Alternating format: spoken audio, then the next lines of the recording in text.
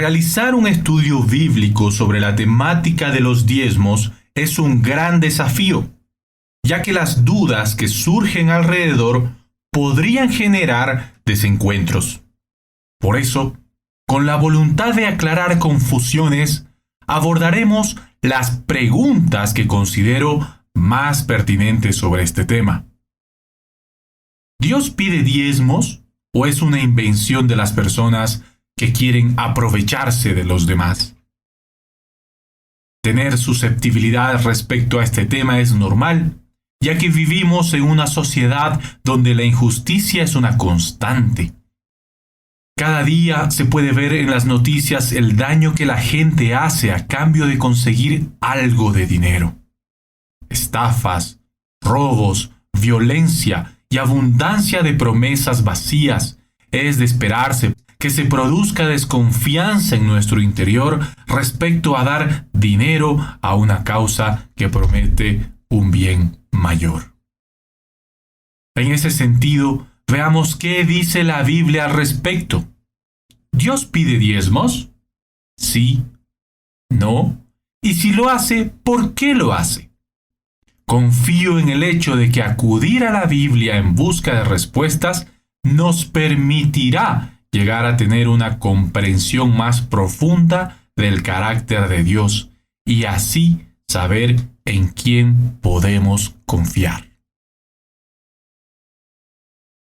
En el libro de Números, capítulo 31, versículo 28, dice así: De lo que le pertenece al ejército de Israel, entreguen primero la porción del botín que le corresponde al Señor. El contexto de este verso nos sitúa en el Antiguo Testamento. El ejército de Israel había marchado por mandato de Dios hacia la guerra, de la cual resultó vencedor y recaudó un gran botín. Luego, los generales decidieron realizar un censo con el fin de tener un dato preciso de cuántas bajas habían tenido en sus filas. Terminado el censo, los israelitas notaron que ni uno de sus compañeros había muerto. Eso significaba que además de ganar la guerra y recaudar muchas riquezas, no hubo bajas. ¿Cómo fue posible algo así? Pues la respuesta más evidente es que Dios había participado en esa batalla realizando un milagro. Por esta vez, ni una madre lloraría la muerte de su hijo, ni una esposa la de su esposo, ni un hijo la pérdida de papá. Por lo tanto, Dios le habla a su ejército antes de que entre a la ciudad y les dice: de todas las riquezas que ganaron en la batalla, quiero que me den lo que me corresponde. Con el fin de comprender mejor por qué Dios dice que le corresponde una parte de las ganancias, veamos la siguiente ilustración. Pensemos en una empresa. Para que una empresa funcione, es necesario que todos los involucrados trabajen en la búsqueda de alcanzar objetivos y con ello ganancias. Del mismo modo, Dios trabaja con su pueblo en la expansión de su reino, donde cada uno cumple una función necesaria para lograr los objetivos planteados. Y cuando estos se consiguen, el ingreso o la ganancia le corresponde a todo el equipo, ya que todos trabajaron en colaboración. El ejército de Israel había pasado por alto el trabajo que hizo el Señor, por lo que fue Dios mismo quien tuvo que pedir su parte de las ganancias. En nuestro día a día puede pasar algo similar. Todos tenemos objetivos que consciente o inconscientemente tratamos de alcanzar y a veces logramos nuestras metas con éxito, por lo cual podríamos decir que el triunfo alcanzado es gracias a nuestro esfuerzo y solamente nuestro esfuerzo y en consecuencia la recompensa también es solamente nuestra. Sin embargo, es posible que como parte del pueblo de Dios no estemos considerando que la mano de Jehová ha estado en las situaciones que nos permitieron alcanzar metas, ya sea brindándonos oportunidades, salud, puertas abiertas, favor con las personas, educación, capacidad, recursos y dirigiendo ciertas circunstancias que definitivamente nosotros no podemos controlar. Por un momento, meditemos en el amor de Dios que nos acompaña por la mañana, proveyéndonos vida para disfrutar una vez más el sol. Transcurre el día y su Espíritu Santo trabaja en y con nosotros, colaborando en nuestro desarrollo. Y al final del día, gracias a Él, podemos descansar con la esperanza de que mañana nuevamente tendremos un aliento de vida, y esto muchas veces aún sin merecerlo. Si realizamos esta reflexión, comprenderemos con facilidad que a Dios le corresponde una parte de lo obtenido, pues sin su intervención no hubiéramos conseguido nada. Entonces, ¿Dios le pide diezmos a su pueblo? Sí. ¿Por qué lo hace? Porque al ser parte del equipo, le corresponde una parte de las ganancias.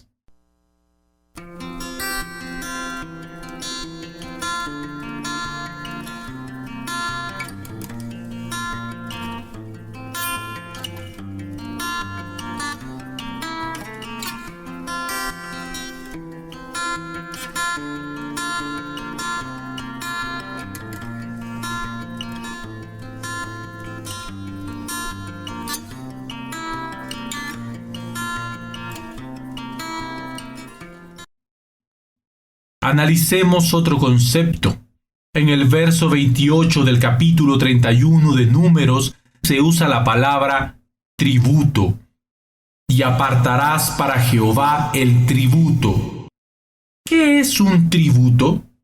En el ámbito económico, el tributo es entendido como un aporte que hacen los ciudadanos al Estado para que éste lo administre y distribuya de acuerdo a las necesidades de la población. En nuestros días a eso llamaríamos impuestos. Por ejemplo, cuando compramos algo en un supermercado y nos entregan un recibo, si lo leemos podremos ver que pagamos un pequeño impuesto por cada compra. Ese aporte va al gobierno y él mismo lo distribuye para construir carreteras, alcantarillado, hospitales, escuelas, etc. En Levítico 27, del 30 al 32, dice así: La 10ª parte de los productos de la tierra, ya sea grano de los campos o frutos de los árboles, le pertenece al Señor y debe ser apartada. Es santa para el Señor. Vemos en este versículo que Dios pide el diezmo o también llamado tributo a su pueblo, ya que como rey le pertenece una porción, y será él quien distribuya estos recursos acorde a sus prioridades. ¿Dónde creen que destina Dios una parte de estos recursos? En la Biblia se puede notar que Dios tiene interés en un ministerio específico. Así como los gobiernos tienen un ministerio de comunicación, de obras públicas, deportes, en el reino de Dios existe el ministerio de la reconciliación y este es una prioridad para Dios. ¿Ministerio de la reconciliación? ¿Y eso qué es? Pues es la iniciativa que Dios toma para reconciliar la relación rota entre Él y su pueblo. Un ejemplo de ello en el Antiguo Testamento era el diseño del tabernáculo.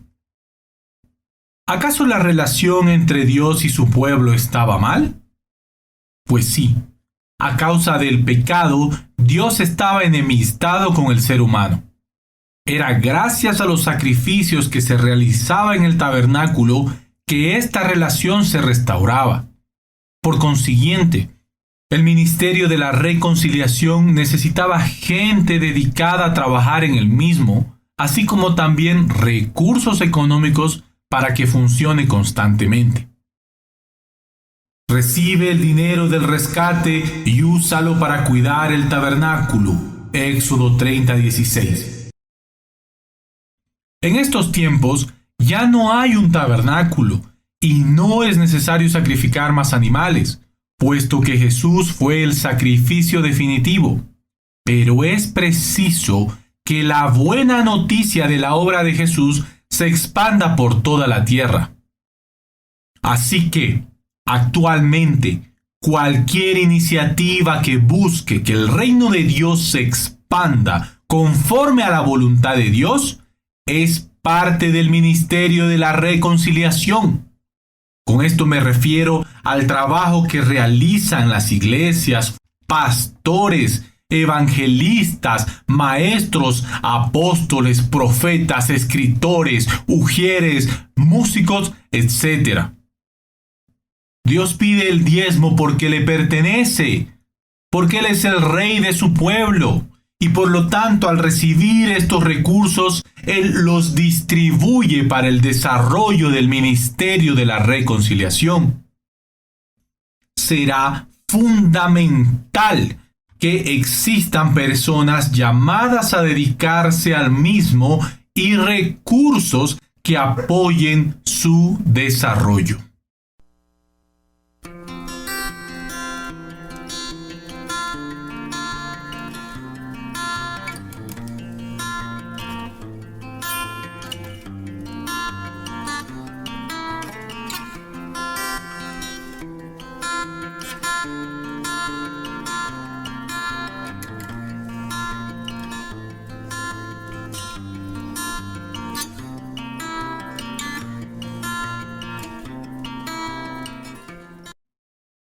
Existe un concepto más que es necesario abordar: las primicias.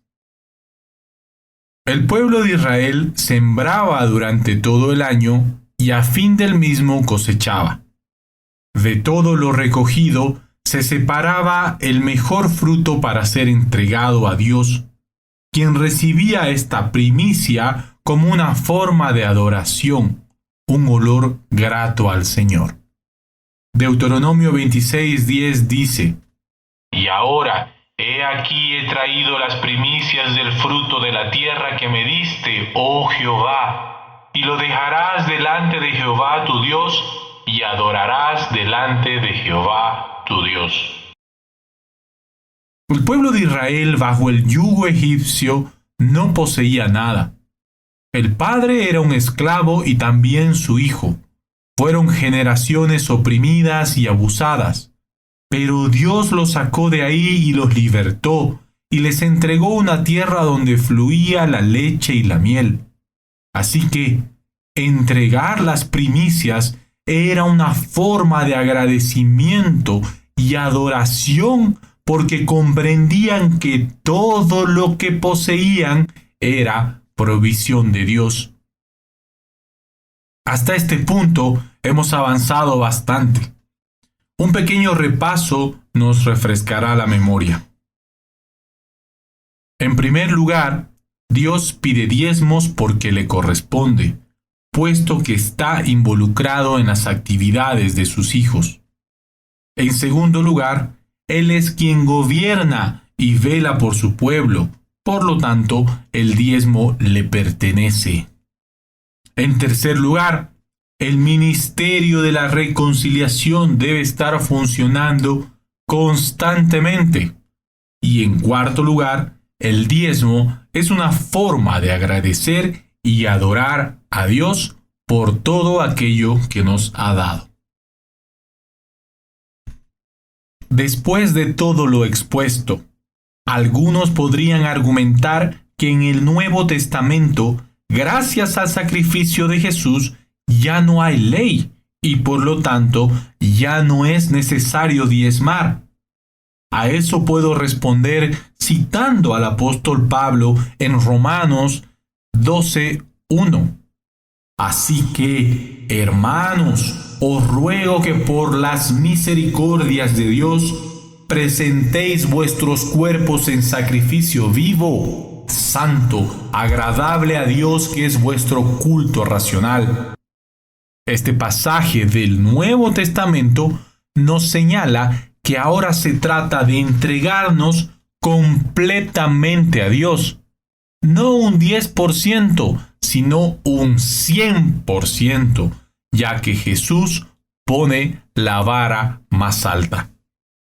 En el Antiguo Testamento Dios pedía porque le correspondía.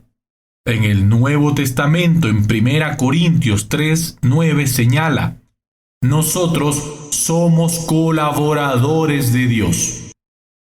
Pablo se reconoce a sí mismo como alguien que trabaja en conjunto con Dios. La idea de empresa donde todos tienen una función se repite. Por lo tanto, los discípulos, los creyentes, la iglesia, trabajamos en conjunto con Dios. En el Antiguo Testamento afirmamos que su pueblo le pertenece. En el Nuevo Testamento, en 1 Corintios, indica: porque habéis sido comprados por precio, glorificad pues a Dios en vuestro cuerpo y en vuestro espíritu, los cuales son de Dios. Es decir, que nosotros, al ser sus hijos, le pertenecemos y somos su propiedad. En el Antiguo Testamento, Dios destinaba levitas y sacerdotes a trabajar en el tabernáculo como parte del ministerio de la reconciliación. En el Nuevo Testamento, Efesios 4:11 expresa: Él mismo constituye a unos apóstoles y a otros profetas y a otros evangelistas y a otros pastores y maestros. Nuevamente Dios está llamando personas a trabajar en el ministerio. En Lucas 10:7, cuando Jesús envía a sus discípulos, les dice: id y posad en la misma casa donde han evangelizado, comiendo y bebiendo lo que os dieren, porque el obrero es digno de su salario. Cuando habla de salario, se refiere a la recompensa merecida por cumplir el propósito que Dios les había dado. Por eso dice: cuando lleguen a esa casa, coman y beban, porque les corresponde, se lo han ganado.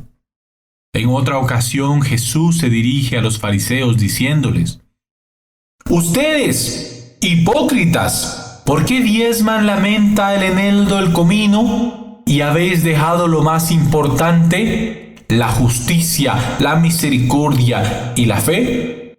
Esto es necesario hacer sin dejar de hacer lo otro. Aquí Jesús indica que es necesario ocuparse de dar en lo espiritual justicia, misericordia y fe, sin descuidar lo material. Los siguientes versos del Nuevo Testamento nos ayudarán a resolver las dudas restantes. Corintios 9:13 al 14 dice: ¿no sabéis que los que trabajan en las cosas sagradas comen del templo y los que sirven al altar del altar participan? Así también ordenó el Señor a los que anuncian el Evangelio que vivan del Evangelio. Gálatas 6:6 dice: los que reciben enseñanza de la palabra de Dios deberían proveer las necesidades de sus maestros, compartiendo todas las cosas buenas con ellos. 1 Timoteo 5:17. Los ancianos que cumplen bien su función deberían ser respetados y bien remunerados, en particular los que trabajan en esmero en la predicación como en la enseñanza. Queda claro que el tema de los diezmos es bíblico y pertinente. Aún así, será necesario mencionar algunos casos excepcionales. En 1 Corintios 9, 13 y 14, Pablo narra una historia en la que los corintios querían diezmar con la intención de que Pablo se ponga del partido político, es decir, querían comprar el voto del apóstol con su diezmo. A razón de esto, Pablo decide rechazar ese diezmo porque el mismo era un intento de transacción. Por lo tanto, será indispensable tener discernimiento al momento de diezmar. ¿Estamos tratando de hacer una transacción con Dios? Si ese fuera el caso, recuerden lo que pasó con el aporte de los corintios. Fue rechazado.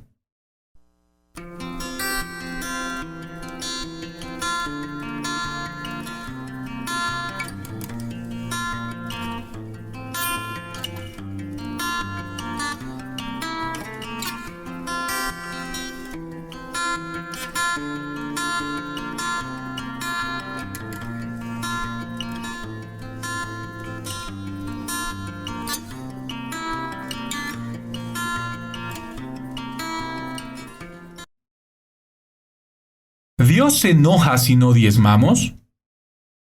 En Malaquías 3, 10, 12 dice: Volvéis a mí y yo volveré a vosotros, ha dicho Jehová de los ejércitos. Pues vosotros me sabéis robar, y decís: ¿en qué te hemos robado? En vuestros diezmos y ofrendas. Malditos sois con maldición, porque vosotros la nación toda me ha robado. El contexto de este pasaje se refiere a cuando el pueblo de Israel había regresado del exilio en Babilonia hacia Jerusalén y se encuentra con su ciudad destruida y sumida en la escasez. En consecuencia, los israelitas deciden priorizar la construcción de sus casas y dejar de diezmar para el templo. Frente a esto, el profeta Malaquías los exhorta. Como respuesta, el pueblo decide aportar aquello que les sobraba: sus corderitos defectuosos, el cojo, el ciego, aquel que no se puede vender. Ante eso, Dios reacciona con molestia, al punto que le dice a su pueblo: «Me estáis robando». Y además los desafía exclamando: «Traed todos los diezmos al alfolí, y haya alimento en mi casa. Probadme, dice Jehová de los ejércitos, si no abriré las ventanas de los cielos y derramaré sobre vosotros bendición hasta que sobreabunde». Atención que cuando dice las ventanas del cielo, se usa la misma frase que se utilizó para anunciar el diluvio. Se abrieron las ventanas del cielo y cayó tanta agua que inundó toda la tierra. Probadme que hay alimento en mi casa, dice Jehová. ¿Acaso no abriré las ventanas del cielo y derramaré sobre vosotros bendición hasta que sobreabunde? Resulta interesante que los israelitas que estaban en profunda escasez, cuando más trataban de agarrarse de sus recursos, más les faltaba. Pero aquellos que decidían confiar en Dios, con ese poco que daban, empezaban a prosperar. Efecto de confiar en Dios, Él bendice. Claramente expresa el verso: Dios honra a quienes lo honran. ¿Has visto situaciones así o te ha pasado a ti? Estando en crisis nos agarramos de lo que le corresponde al Señor y la situación no mejora. Al contrario, empeora. Pero cuando decidimos confiar en Dios, comenzamos a prosperar. Y no hablo del ámbito económico solamente. Notarán que aquellos que confían en Dios les cambia el semblante, se llenan de gozo, vigor y vida. Si Dios es dueño del oro y de la plata, ¿por qué pide dinero? Respecto a esta duda, permíteme dar mi opinión. Resulta que la codicia, ambición y el individualismo es un rasgo predominante de nuestra naturaleza humana. Gran mayoría de la población vela por sus intereses y necesidades personales, haciendo a un lado las penurias de los demás. En cambio, Dios enseña que como sus hijos no somos seres aislados, sino que formamos parte de una gran comunidad, una gran familia, que, basada en el amor, funciona apoyándose unos a otros, priorizando el establecimiento del reino de Dios en la tierra. El siguiente ejemplo podría expresar más claramente esta idea. Hace poco escuché la historia de una empresa alemana dedicada a sembrar árboles. Nosotros no sembramos árboles para ganar dinero. Nosotros ganamos dinero para sembrar más árboles. Resulta que el dinero no es un fin en sí mismo, sino una herramienta para alcanzar el bien de su propósito y de la comunidad. Pasa algo similar con el reino de Dios. Los recursos que obtenemos no deberían ser la causa por la que nos despertamos cada mañana, sino un instrumento para la promoción y expansión del reino de Dios. Jesús nos enseñó que los hijos de Dios estamos comprometidos con promover e invertir en aquello que permanece, confiando en que Él suplirá todas nuestras necesidades. En conclusión, después de haber respondido a algunas de las preguntas más inquietantes, ¿qué tal si ahora yo te hago algunas preguntas? ¿Es parte de tus objetivos expandir el reino de Dios? De todas las actividades que realizas a diario, ¿cuáles específicamente son para promover el reino de Dios?